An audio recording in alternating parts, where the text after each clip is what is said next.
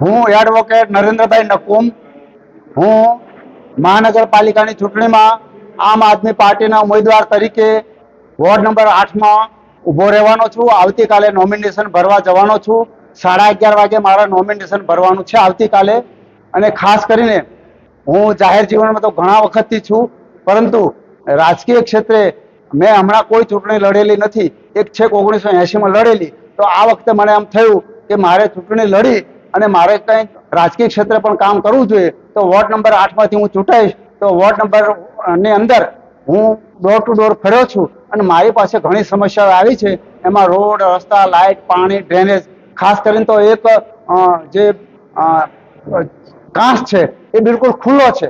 હવે કોઈ છોકરું રમતું રમતું પડી જાય તો એ જાનહાનિ થાય છે. એટલે એ બધા કામો છે હું વોર્ડ નંબર 8માં તો કરીશ, પણ હું નાગરિક સમિતિ માટે જે કંઈ કામો કરું છું એ બીજા બધા કામો પણ હું ચાલુ રાખીશ. આભાર.